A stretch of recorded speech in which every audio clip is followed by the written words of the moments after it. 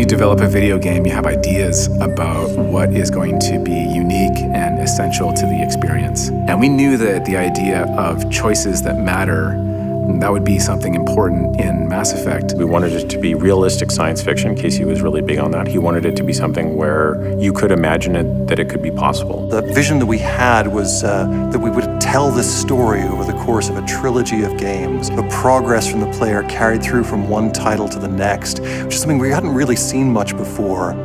The heart of Mass Effect is humanity. Stories that are science fiction stories, but are human stories and are relatable stories and touch people.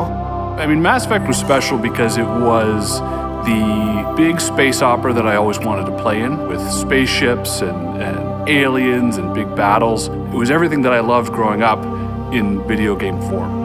Everywhere I've traveled, I can see the N7 hoodie with the stripe and sort of take pride in all different people from different creeds and colors are wearing this merchandise that directly reflects my own blood, sweat, and tears that went into it, and that is super rewarding.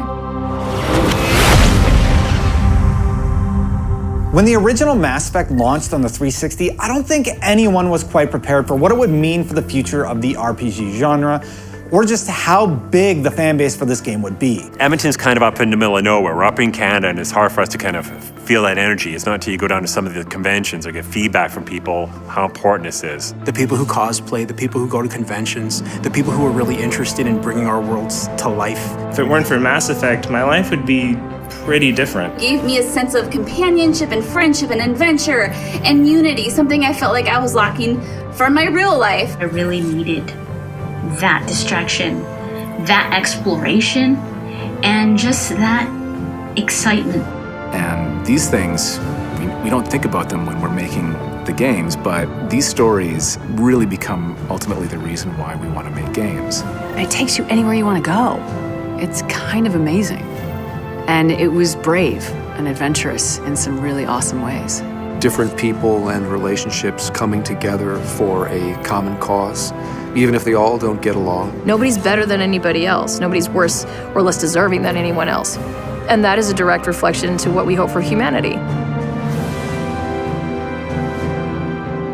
Shepard means everybody gets a chance, and everybody gets represented, and everybody gets to fight and play in the way that they choose. There is no one Commander Shepard. You can't say, oh, Commander Shepard is like this, Commander Shepard is like that. Everybody's Shepard is going to be different. We were always sort of fighting to sort of zero in on what is that sort of box within which, Shepard should exist. Is it 2 Renegade or 2 Paragon? We really wanted to have an iconic character with armor and just an overall look that you would be able to recognize. We knew Shepard was important, and we knew we were in it for the long haul. I mean, I think we did something like 400 helmets for Shepard, play 50 to 60 armor variations. And there was one that had the N7 type stripe and some kind of an insignia along the side. I actually just put N7 on there, and we didn't really know how important it was going to be, but what it really did was it resonated with the players and took on a life of its own. The way that we shot Shepard and the Normandy was very classic hero. He or she always felt like they were huge and this massive hero. When it came to the Normandy, we used to try to shoot it like a car commercial. We designed the ship to look like a Concorde, but when we were actually doing the painting of it, we based it more on American muscle cars. So I had SST on there, and that wasn't gonna work. So I approached writing, and he came back with this, SSV. I go, so the Normandy's coming along, it's flying through space, and all of a sudden Saren's evil ship comes and you have to evade it. Well, that's not gonna work, is it?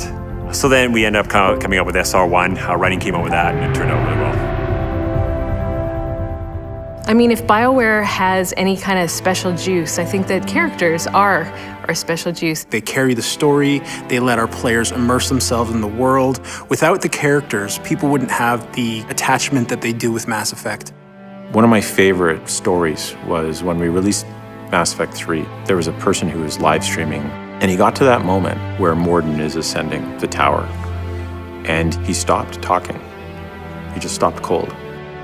I don't think he was ready or prepared for that character to go away. We call these characters your virtual friends.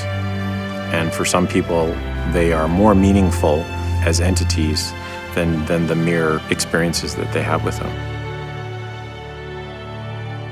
Having a blank slate is one of those things that is both freeing and terrifying. With Mass Effect 1, there were no characters created, there were no species created. We didn't have anything. We had to invent it all. Thane took forever to do because just one line in his description made it very hard to concept. They said in that line, he's a romance option, and that just threw us a curveball. Plus also, everybody found out we were basing him off a fish, which not many people think of a fish as a romance option. Romances are some of the most difficult scenes to work on. How do you make out with a Turian without, razor blading your face off? The approach that we all took with it is they're people first, romance is second. One of the gifts that I think I was given was being able to write our first gay squad mate for male Shepard. I was on a panel, and a guy cosplaying Shepard pulled me aside and said, playing Caden was an important part of my journey in coming out to my parents. That is a real gift to a writer, to know that you have contributed to their life and somehow that has made their life better. I can't think of a lot of careers and jobs where you get to meet and connect with fans like that. Mass Effect was something special when it comes to that. We started off with a grand vision, and as we went through, it was amazing to see all of those dreams actually fulfilled. It really is an honor to have worked on something that has touched so many people's lives. The future of Mass Effect, I think, is really bright. People just want to know more about this place, these characters. And I think people keep coming back because it feels like home.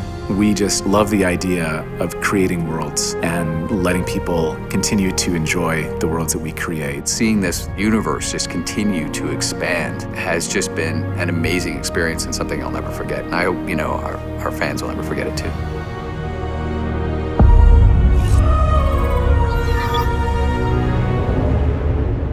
One of my favorite memories was having Mark Meer create what the Vorcha were going to sound like. They are essentially space cannon fodder who take themselves very seriously. We wanted them to sound, kind of liquidy. So Mark just grabbed a water bottle and started speaking with the water in his throat. Human! And that's how the Vorcha came to be.